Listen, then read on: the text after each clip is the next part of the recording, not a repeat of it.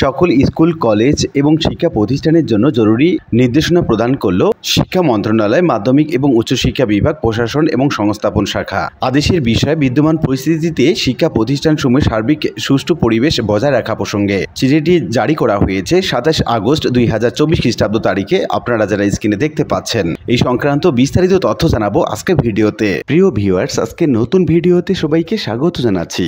আপনি যদি আমার চ্যানেলে নতুন হয়ে থাকেন তাহলে এরকম গুরুত্বপূর্ণ ভিডিওর আপডেট পেতে চ্যানেলটি সাবস্ক্রাইব করে রাখুন। ভালো লাগলে লাইক, কমেন্ট করুন আর সম্পূর্ণ ধারণা পেতে পুরো ভিডিওটি না টেনে দেখুন। তাহলে শুরু করা যাক।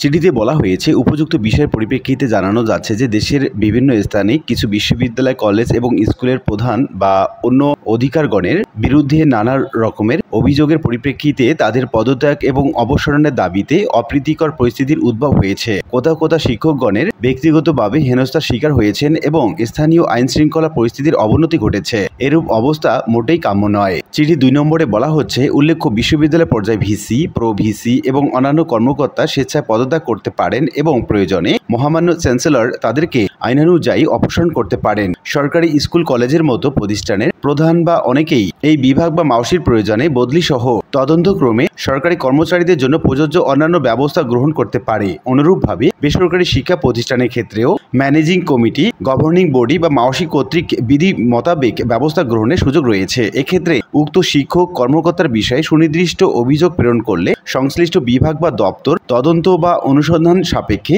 যথাযথ ব্যবস্থা গ্রহণ করবে। চিঠি 3 নম্বরে বলা হচ্ছে, শিক্ষা ব্যবস্থাপনা এবং শিক্ষাঙ্গনের পরিবেশের উন্নতি বিধানে বাংলাদেশের জনপ্রশাসন সর্বদাই গুরুত্বপূর্ণ ভূমিকা পালন করছে। বিদ্যমান পরিস্থিতিতে শিক্ষা প্রতিষ্ঠানগুলোর শিক্ষক, শিক্ষার্থী এবং অভিভাবক সহ সংশ্লিষ্ট অংশীজনকে প্রতিনিধির সাথে যোগাযোগ রেখে সার্বিক সুষ্ঠু পরিবেশ বজায় রাখার বিষয়টি তদারকি এবং প্রয়োজনে মাধ্যমিক এবং উচ্চশিক্ষা বিভাগকে অবহিত করার জন্য জেলা প্রশাসকগণকে নির্দেশক্রমে অনুরোধ করা হলো। চিঠিটি জারি করেছে সাইফুর রহমান খান, উপসচিব, এবং এখানে প্রাপক হিসেবে বলা হচ্ছে জেলা প্রশাসক সকল, এবং সদয় অবগতি এবং কার্যাতে প্রেরণ করা হলো। এখানে বলা হচ্ছে মন্ত্রী পরিষদ সচিব, মন্ত্রী পরিষদ বিভাগ, সিনিয়র সচিব জননিরাপত্তা বিভাগ, স্বরাষ্ট্র মন্ত্রণালয়, বাংলাদেশ সচিবালয় ঢাকা, সিনিয়র সচিব জনপ্রশাসন মন্ত্রণালয়, বাংলাদেশ সচিবালয় ঢাকা, চেয়ারম্যান বাংলাদেশ বিশ্ববিদ্যালয় মঞ্জুরি কমিশন ঢাকা, বিভাগীয় কমিশনার সকলকে। উল্লিখিত আলোচনা থেকে আমরা এইটুকু বলতে পারি যে বিদ্যমান পরিস্থিতিতে বিভিন্ন শিক্ষা প্রতিষ্ঠানগুলোতে অপ্রীতিকর ঘটনা ঘটছে, আর এটি যাতে না ঘটে এজন্য